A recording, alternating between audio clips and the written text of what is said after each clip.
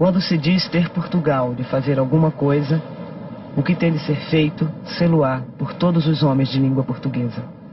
A missão de Portugal agora, se de missão podemos falar, não é a mesma do pequeno Portugal quando tinha apenas 1 milhão de habitantes, que se lançou ao mundo e o descobriu todo.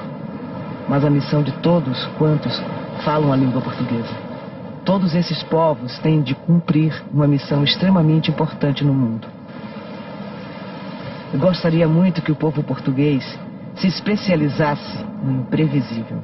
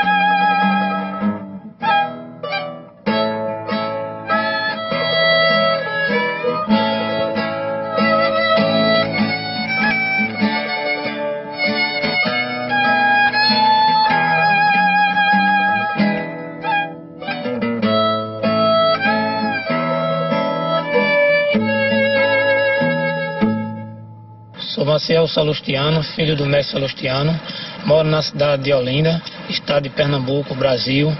Toco rabeca desde meus 19 anos.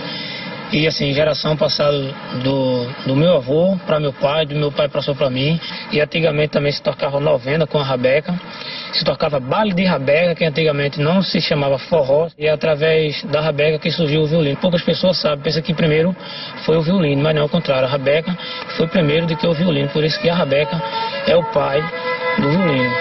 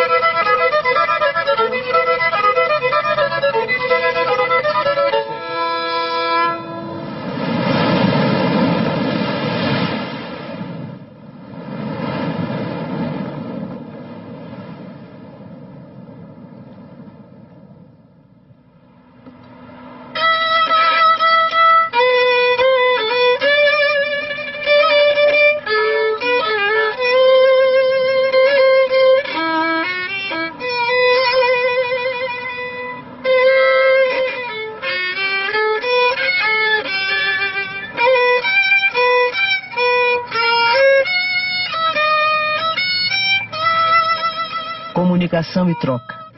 O mundo da língua portuguesa forma uma rede que só existe ao colocar as informações para circular, produzindo novas conexões.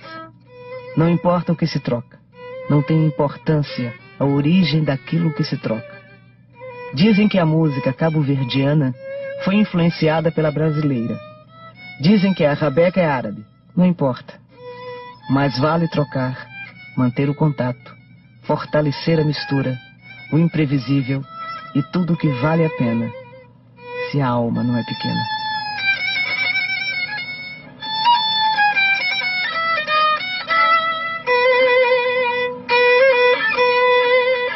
A minha música é o trabalho que mais gostaria de ter vivido desde que eu comecei a poder trabalhar. Eu amei a música e gostaria de trabalhar só na música, mas não foi possível. Conheci os bons músicos daqui da cidade, eu vim de Santo Antão, comprei uns instrumentos tintos, comecei a desenvolver, ficar depois com uma capacidade de desenvolver a mim mesmo, através de ouvir os discos, as gravações de fora, de Cabo Verde, do Brasil. Nós gostamos imensamente da música brasileira. Nas nossas festas, a música brasileira é metade do repertório para se dançar, né? Em sambas, marchas, baiões, enfim, tudo aquilo que é do Brasil nós aproveitávamos, né?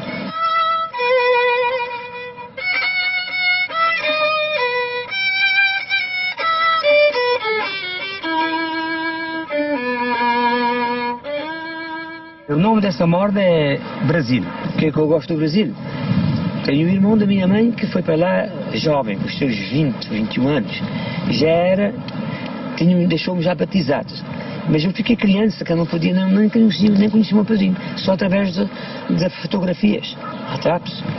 E a minha mãe, a minha gente sempre falava comigo, como gostava de música, e você precisa ir para visitar. De facto, o seu padrinho falou disso, que era desde que venha buscar para o Brasil, porque você chegando no Brasil, uma terra de música, onde há muita gente, muito artista, é farto, tem artistas, e lá pode desenvolver isso, é também lá um artista bom. Eu creio que o Brasil deve ser reconhecido como o país que mais contribuiu para salvar a cultura lusíada, a cultura lusa, a língua, etc. O fenômeno brasileiro, em termos da sua influência na cultura, através do cinema, das novelas, através do futebol, dos artistas, através de Jorge Amado, tem uma enorme influência, um pouco como a influência americana. Em caso de Guiné-Bissau, 10 anos atrás, quando uma pessoa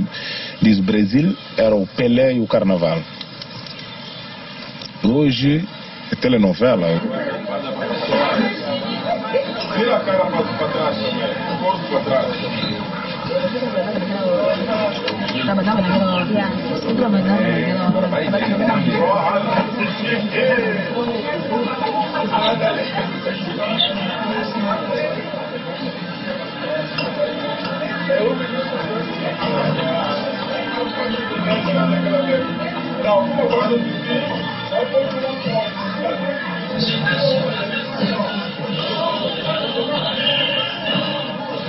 Todos os dias sou mesmo brasileira quando vejo as telenovelas, que eu gosto imenso.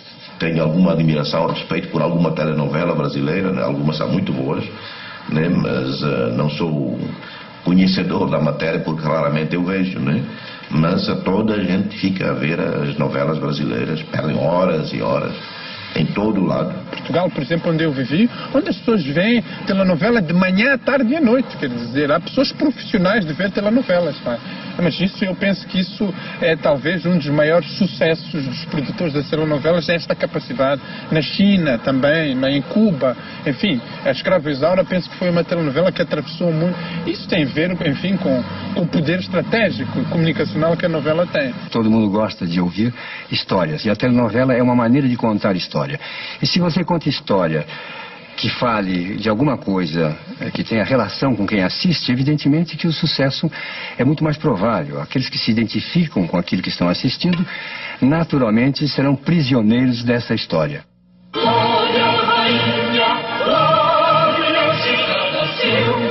Olha, Jacobinho, olha o que eu descobri para você. Olha aquela escrava, que bonita.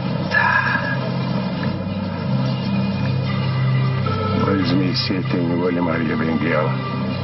Quem será? Eu admiro o senhor porque ainda tem esperança.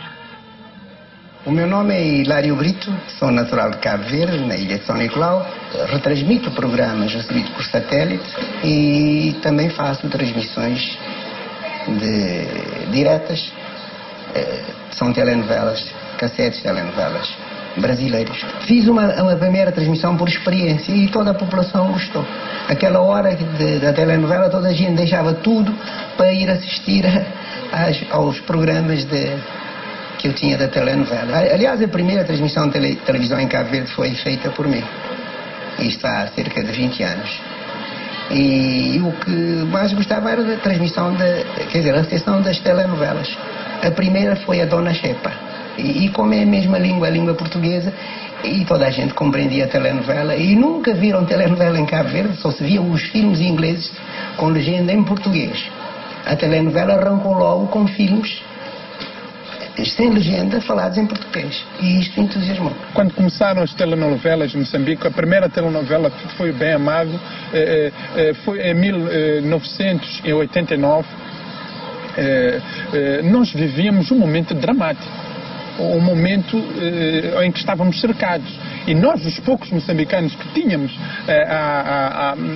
o privilégio de ter televisão em casa e o privilégio de ver uma telenovela, porque havia cidades em Moçambique que não havia luz, que havia cortes sistemáticos de luz, nós, os poucos cidadinos de Maputo que tínhamos esse privilégio, víamos também nas novelas uma plataforma de refúgio. Eu penso que neste momento as novelas brasileiras começaram por funcionar a favor do Brasil, neste momento funcionam contra, porque a única coisa que os portugueses conhecem do Brasil hoje em dia é as novelas. Quando antes nós conhecíamos toda a música brasileira, conhecíamos a literatura brasileira, as pessoas aprendiam a fazer caipiroscas, etc. Quer dizer, tudo isso, tudo aquilo que era que podia ser a grande exportação cultural brasileira, de repente ficou reduzido às novelas. As pessoas, às 20 e 30 de cada dia, as pessoas vão correr para casa para ir assistir a uma novela brasileira. Portanto, isso é, digamos, qualquer coisa que liga o moçambicano com o brasileiro. TVM. As investigações da Polícia Secreta Russa levam a crer que o ataque cardíaco de Boris Yeltsin foi provocado pela gargalhada de Bill Clinton. RTP Internacional fecha o Jornal da Tarde com uma notícia sobre Moçambique. This is the football game between Liverpool and Manchester United. It goes Cantona to win the goal. And the goal, attention, and... Neste nosso portuguesamente falando de hoje, vamos falar das viagens dos descobrimentos portugueses. Decide lá o que é que assistir, pá. É claro que eu quero ver a novela. Ok, então vamos para a novela. Ok. Ô, Gemil, se tu me volta a falar da Jocasta, da minha mulher, do jeito que tu falou, eu não sei o que eu faço, não. Eu acho que te boto chumbo na cara e tu me sai de 4. Palavra de Tony Carrado. Tic. Eu chamo-me Manuela Soeiro. Neste momento, sou diretora do primeiro grupo profissional de teatro. Quem convocou esta reunião? Eu. E de que se trata? O fato dos vossos maridos não quererem acabar com a corrupção não vos interessa? E como, Julieta? O meu, mal que chega a casa, abre a porta do carro, os vizinhos todos começam. Então eu vou falar. Para nós acabarmos com a corrupção, temos que negar. Mas negar o quê? Mas vocês juram que vão negar mesmo? Nem que para isso nos custa a vida.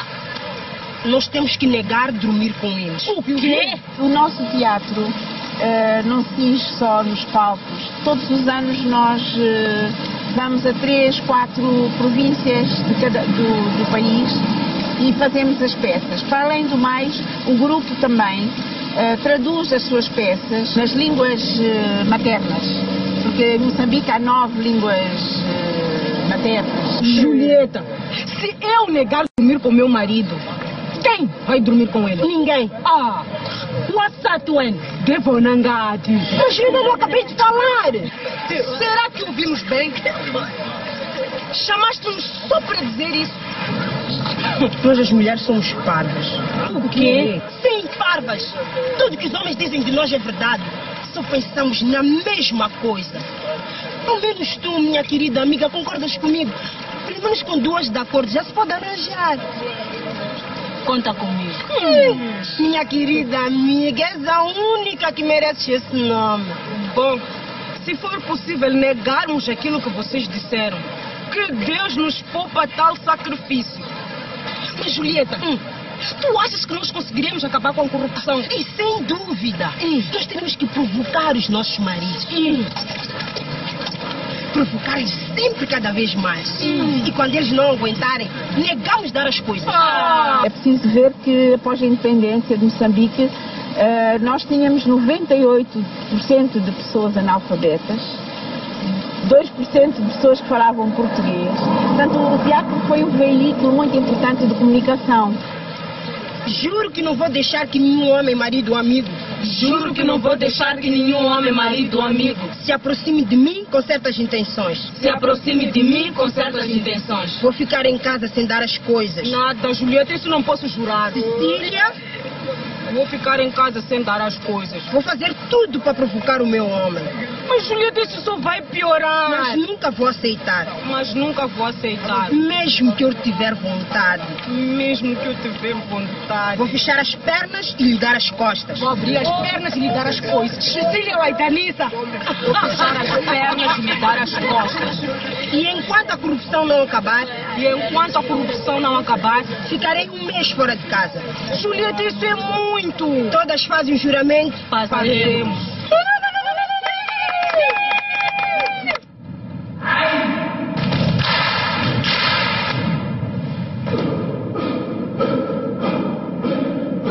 A coreografia que estamos a ensaiar intitula-se A Luta Continua. É uma coreografia dedicada, digamos, à diáspora, àqueles que foram obrigados, forçados a saírem do continente africano para o Brasil, por exemplo, ou para os Estados Unidos.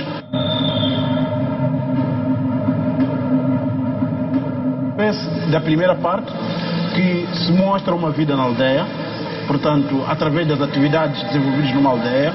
Depois, a chegada de pessoas estranhas que começam a separá-los. Aquela separação demonstra exatamente esta saída forçada dos escravos para as Américas.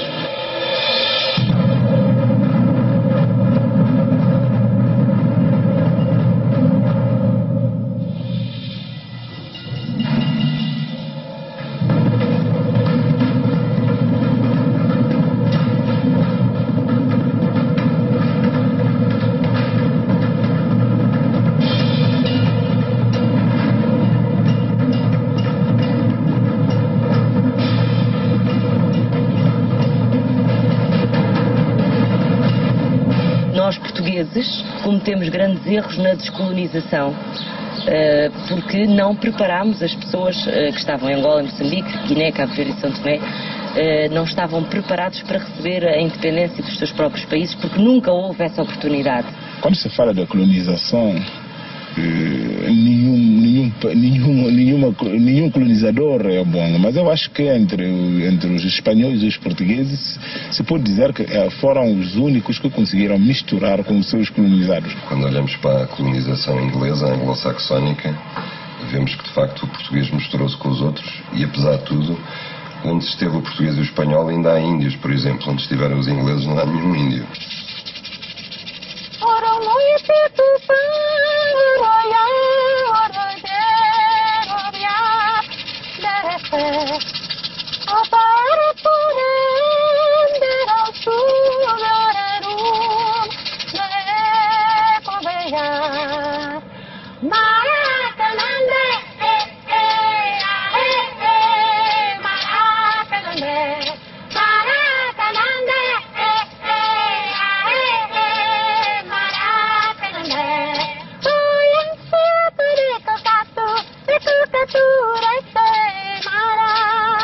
Como nunca seria possível uma aceitação da crença dos indígenas pelo catolicismo, né? A única coisa que nós poderíamos fazer é uma catequese musical, ou seja, inverter a história, colocar textos indígenas, de rituais indígenas dentro de uma missa, né?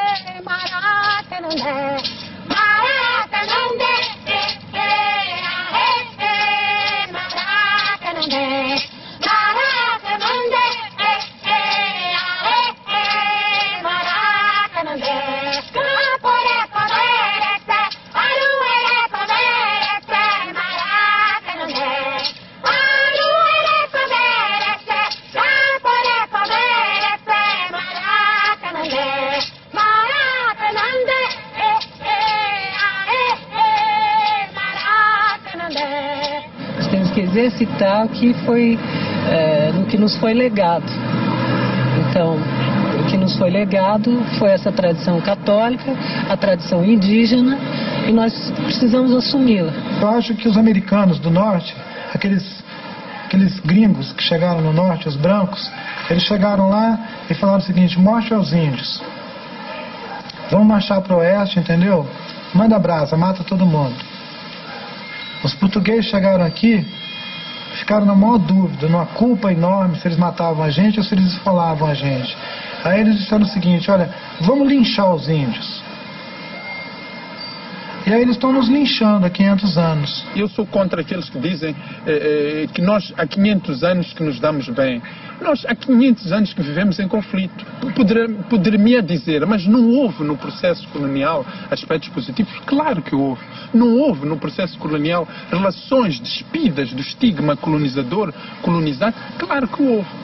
Não houve no processo colonial algo que nós possamos resgatar? Eu acho que houve. Comecei a ficar deslumbrado com o lado aventura que foram os descobrimentos. Nós, com a cultura oficial que o ditador Salazar nos ensinava, nos impunha, era uma cultura de nomes sucessivos de heróis. Éramos um povo de heróis. E esqueciam-se dos marinheiros e da história dos marinheiros. A marinhagem. É esse lado da aventura e da marinhagem que eu comecei a explorar e a investigar e que eu pus em música. E é também uma homenagem à cidade de Luanda, essa valsa. Perguntei ao vento onde foi encontrar mago, sopro, encanto, nau da vela em cruz, foi nas ondas do mar do mundo inteiro, terras da perdição. Barco império, 1000 almas por pau de canela e mazagão. Pata de negreiro, tira e foge à morte, que a sorte é de quem a terra amou e no peito guardou. Cheiro da mata eterna, laranja, Luanda, sempre em flor. Especificamente nesta canção eu gravei com a Camisa Amarela do Brasil, um grupo de chorinho muito interessante. Eram garotões muito ligados a Lisboa e eles viveram 4 ou 5 meses no bairro Alto, numa pensão barata, mas eles tocavam pela rua e eu encontrei-os na rua e fiquei cantando com eles pela rua também. E um dia eles apareceram e disseram: olha, Vitorino, temos aqui um arranjo para uma música tua, vem para o estúdio, vamos já gravar. Então eu gravei essa valsa que tem um bocadinho de chorinho, tem um ambiente de chorinho. Pata de negreiro, tira e foge à morte, que a sorte é de quem a terra amou e no peito guardou. Cheiro da mata eterna, laranja,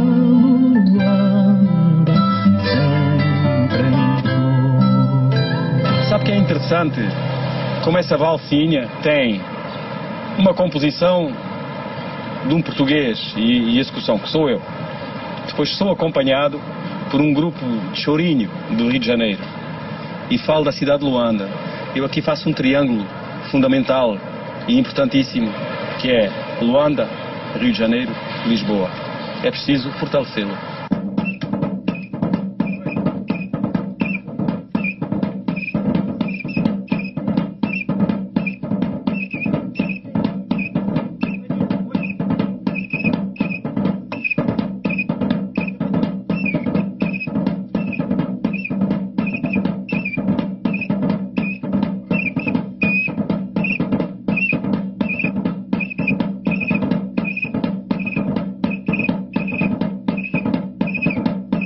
Irão citando historiadores do século XVIII que passaram por Lisboa e viram que a música popular portuguesa eram canções num terreiro como umbigadas, com mineiros de quadris, e os viajantes até classificavam de indecentes a música.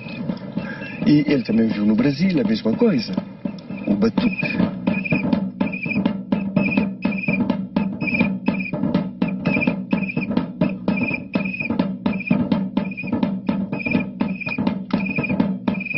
Quando os africanos saem dos seus países, encontram músicas, instrumentos, uma certa evolução musical. Levando o espírito e a alma africana, servindo-se de instrumentos ocidentais, eles criaram uma música bonita. Eu acho que é o que deu jazz, quando tentavam tocar músicas religiosas e cantar. Nasceram coisas admiráveis como spirituals, como gospel e coisas admiráveis. Assim também terá sido no Brasil, com várias modinhas brasileiras. E nós sabemos hoje que houve muito intercâmbio, muita gente que veio do Brasil, navios que passavam por cá, por São Vicente, então deixaram suas modinhas. E com a maneira de tocar, com a nova aprendizagem, porque a coisa tem essa interação que a gente dá e depois recebe. E depois, quando sai uma fusão sem que a gente queira. Se bem que hoje, sabiamente, os músicos procuram uma fusão deliberada. Vai.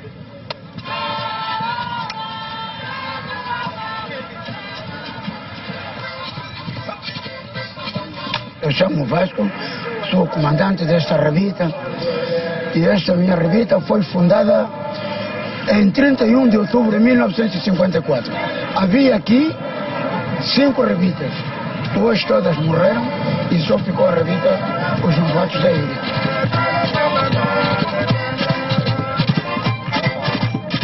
Nós vimos uma miscigenação entre manifestações culturais dos holandeses, dos portugueses, dos franceses, dos brasileiros, que deram posteriormente uma coisa que os portugueses insistem em chamar de rebita e que nós continuamos a chamar a macemba. Macemba quer dizer sucessão de umbigadas.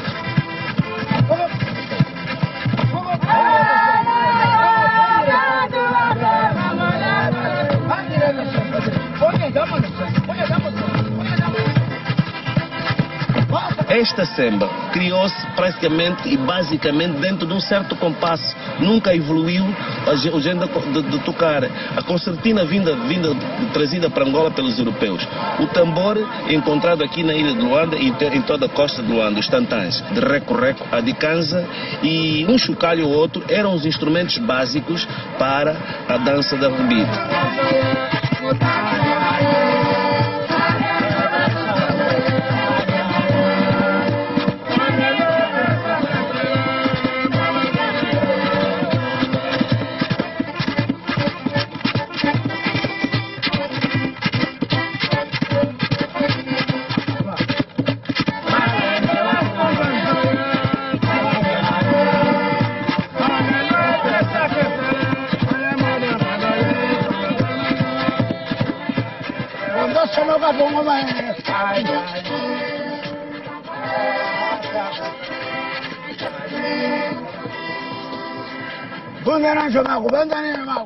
Hoje acabou.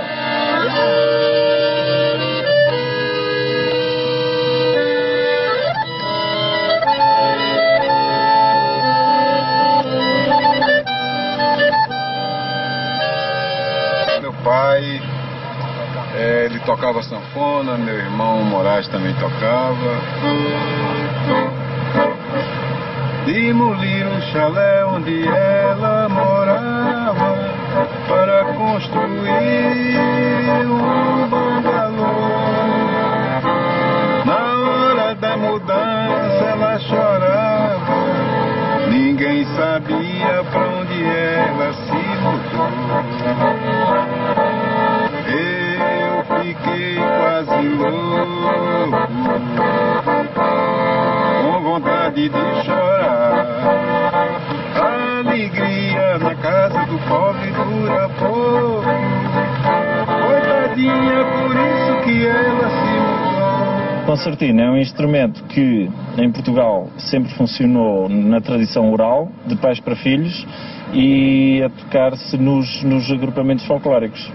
O instrumento terá surgido por um importador do Porto nos finais do século passado, mas o grande boom terá sido com o final da Primeira Guerra Mundial, onde os portugueses combateram em França e terão trazido em força o instrumento. Os portugueses andaram muito por aqui, fizeram a familhada toda, aí de repente você se vê tocando essas coisas. O próprio Ceará, que tem um novo forró, toca muito shot, assim, ligeirinho, parecido com a música portuguesa.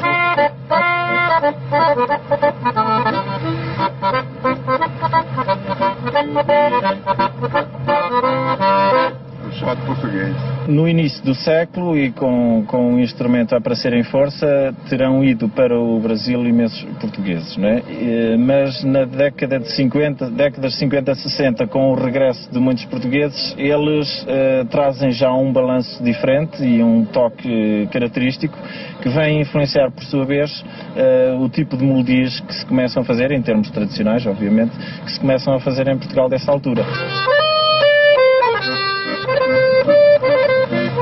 Eu gosto de um trinado.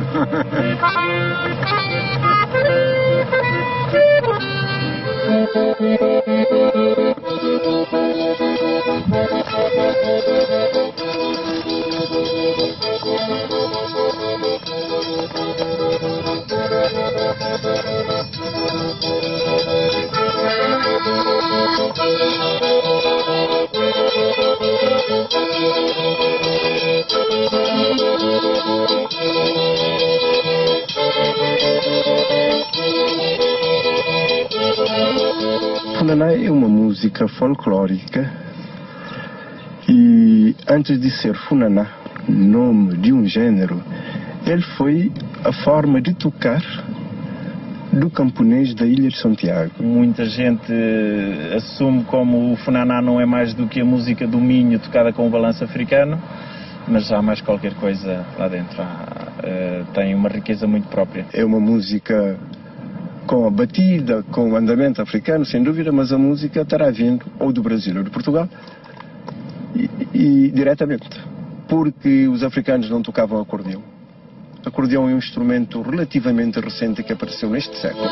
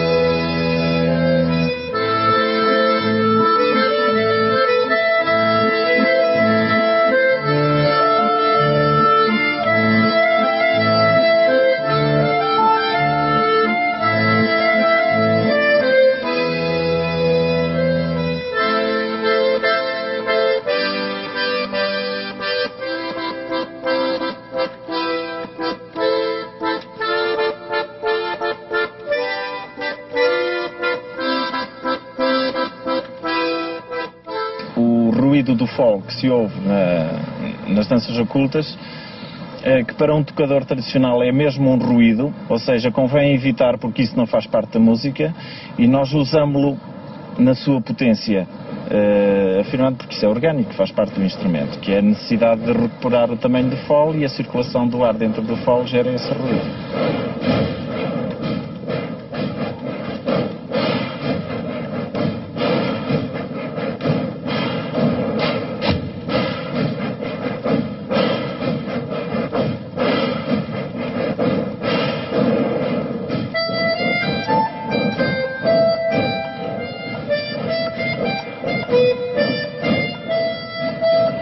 Sou o Edgar Pera e estão aqui na Academia Lusogaláctica, em pleno coração de Lisboa, no bairro da Bica.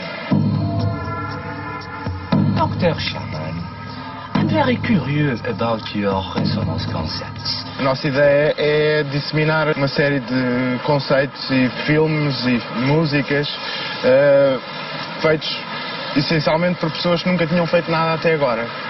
Now, some people have accused me of trying to destroy the future. O Manual de Evasão é um filme sobre o tempo.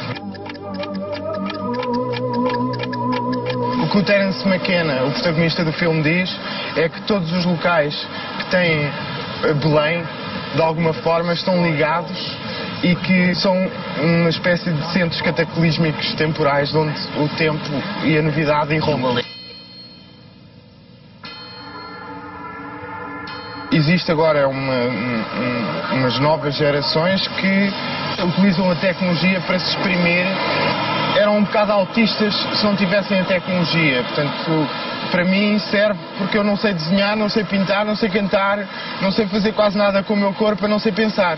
E então utilizo toda a tecnologia que eu tenho à minha disposição para me poder exprimir.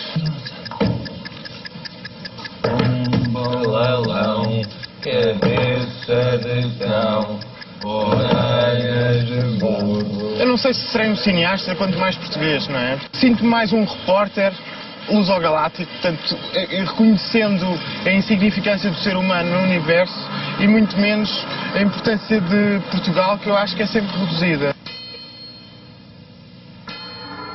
Filme de uma maneira radicalmente oposta àquela que é considerada a do cinema português, que é o plano fixo, não é? Tipo postal. Isso faz com que as pessoas sintam que não estão a ver um filme português. Mas é feito em Portugal, não sei se será português, mas é feito em Portugal.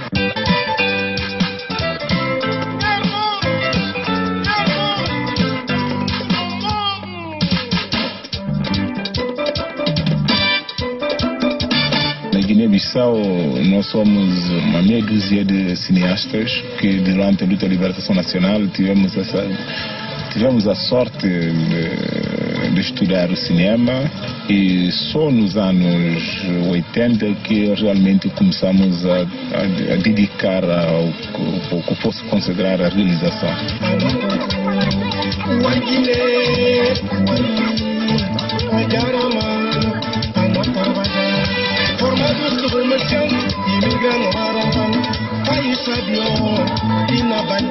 Não é muito cedo que nós, os africanos, vamos desfazer-nos dessa tradição oral. Pelo fato de estamos a conservar, mas com muita força, a nossa civilização, porque temos medo também de desaparecer, como está agora a acontecer, essas relações com os pais, com os anciãos, relação com os mais velhos, que temos uma grande admiração para os mais velhos. E eu acho que o cinema poderia ter um papel muito importante, como também a pintura poderia também ter um papel muito importante. Mas no aspecto de cinema, o cinema é que nós ouvimos as pessoas a falarem. Esse abaixo é que o barulho também. Esse posto que é bate. Esse de papá, esse de mim, esse de nós. Meu cinema, aquilo que eu faço, os filmes que eu faço, tem uma marca ideológica. A Copacabana Filmes tem orgulho em apresentar o filme nacional premiado no Festival Cinematográfico de Berlim. Os Fuzis. Ao flagelo da terra junta-se o flagelo das almas perversas, trazendo ao homem do sertão um calvário intransponível. Os Fuzis retrata com fidelidade jamais apresentada na tela a vida árdua e andrajosa da gente simples do sertão.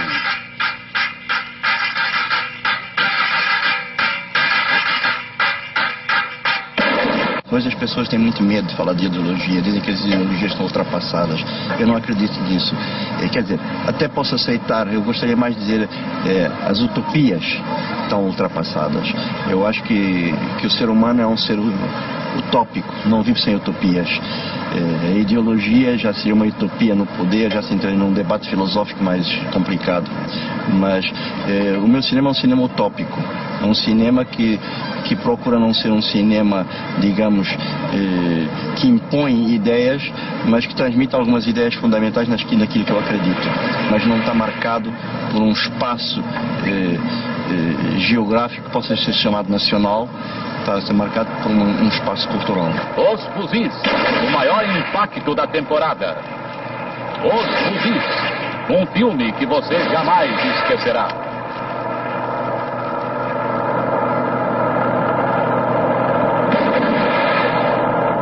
O Reagan chegou ao Brasil, como ele me disse numa entrevista, preparado para amar o Brasil. E pronto, como brasileiro, quer dizer, mas isso tudo partiu de uma vivência aqui em Moçambique. Já se liam os jornais brasileiros aqui, já se liam os intelectuais brasileiros. O Brasil acontecia nas margens de uma sociedade colonial. O Brasil continua a acontecer no centro de uma nova sociedade moçambicana. Eu podia ter nascido no Brasil.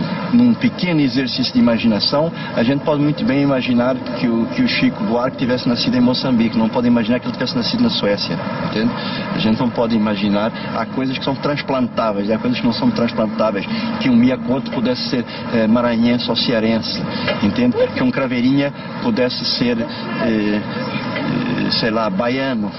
Isso é perfeitamente compreensível, porque existe essa possibilidade de transplante. Agora, há coisas que são específicas e que não são possíveis de passar para outra cultura.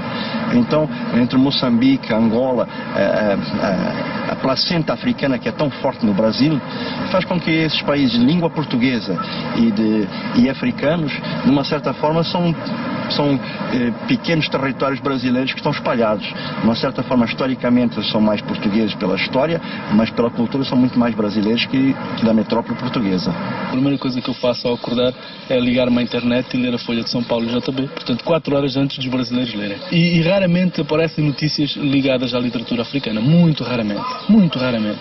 Mesmo agora, quando foi da atribuição do Prémio Camões, eu não dei conta que tivessem aparecido artigos na imprensa brasileira sobre isso. Se tivesse sido um português, com certeza teria aparecido. Se tivesse sido um brasileiro, naturalmente teria aparecido na primeira página, mas sendo um africano nunca aparecem. Há tempos eu estive no Brasil e calhou, estava com uma moça que teve foi, digamos, parada para a polícia e ela estava com não sei o que no carro. E o polícia dizia, bom, vou ter que prender o carro. E eu dizia, não, você não faça isto porque sabe, ela justamente está a caminho de me levar ao aeroporto, não sei o que, vai para onde? Vou para Cabo Verde. Cabo Verde, Angola? Disse, não, Cabo Verde. Pois, então Cabo Verde não é Angola. Disse, não, Cabo Verde é um país, Angola é outro. Mas não é tudo colónia portuguesa. Disse, tudo foi colónia portuguesa, mas já não é. Mas, então, mas Cabo Verde não foi? Foi, então é Angola, é igual. Dizia o polícia. Eu tive problemas, digamos, para telefonar para Cabo Verde. As pessoas não sabiam, não conheciam indicativos. Eu acho que sim, que no Brasil nós somos muito ignorados. Eu acho que é importante que o Brasil reconheça a África, quer dizer, volta à África no sentido de reconhecimento, que é um pouco o que este programa tenta a fazer. Porque eu acho que existe uma situação até de tensão racial latente no Brasil, não resolvida, que passa muito pelo reconhecimento das pessoas, porque as pessoas retomem a sua dignidade perdida através de se reconhecerem numa outra África que não é aquela África da escravatura que normalmente enfim, faz parte do imaginário brasileiro, mas numa outra África, numa África da cultura, uma África da música, da literatura, uma África viva. Eu vou dizer uma coisa que talvez os brasileiros não gostem muito de ouvir. Eu acho que hoje em dia, quando olhamos para o mundo português, o país mais chauvinista é o Brasil. O Brasil é de facto o país mais fechado a influências externas. O que, aliás, é surpreendente para um país que foi feito por italianos, alemães, portugueses, suecos, asiáticos, tudo, não é? Se há país que foi feito com influências externas é o Brasil. É porque o Brasil, como é muito grande e fica longe das fronteiras, o Brasil sempre teve, eu sempre vivi a impressão de que o Brasil se acha um mundo, entendeu? E que não acredita muito nitidamente na realidade física do mundo exterior. Isso está mudando muito, porque tem muitos imigrantes brasileiros, um número muito grande, gente que mora fora e que volta às vezes e que faz dinheiro fora. Isso faz do Brasil uma coisa diferente do que ele era antes. Mas, por outro lado, o Brasil, apesar de tudo isso, é um país de grande receptividade cultural. Entendeu? A gente tem muita... Eu viajo pelos outros países da América Latina e encontro uma ideia de resistência cultural muito mais levada a sério do que é que se esboçou no Brasil. E eu penso que hoje em dia, não sei se isso é uma reação de país novo, o Brasil está muito fechado culturalmente às influências externas e quando não está, abre-se para as influências americanas. Como fechado?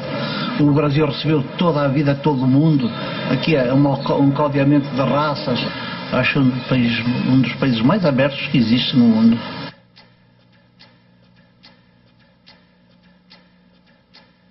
Bem, para mim, o Brasil é o meu meca musical e é o país onde tenho que ir ao menos uma vez, pelo menos uma vez na minha vida. É só para fazer um namastê no altar do Bossa Nova e do Samba. Para mim, a música brasileira é a mais completa do mundo, porque tem todos os ingredientes. Linda melodia, linda letra, improvisação, acordes fantásticos. Oh, mulata assanhada que passa com graça, fazendo pirraça, tirando o sossego da gente. Desgostoso, não. Nunca te gostar nada. Não me estou metendo ritmo, de fora de tão grande.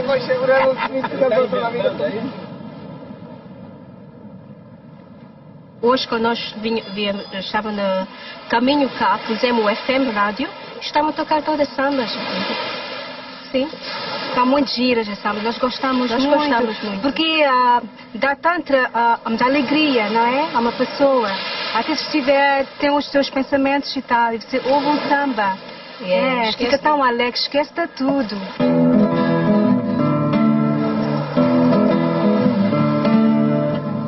Copacabana, princesinha de mar, pelas manhãs tu és a brisa a cantar. À tardinha o sol poente deixa sempre uma saudade na gente. Copacabana, mar eterno cantor, ao te beijar fiquei perdida de amor. Eu já vivo a murmurar, só a ti Copacabana eu hei de amar. Copacabana, mar eterno cantor, ao te beijar fiquei perdida de amor. Eu já vivo a murmurar, só a ti Copacabana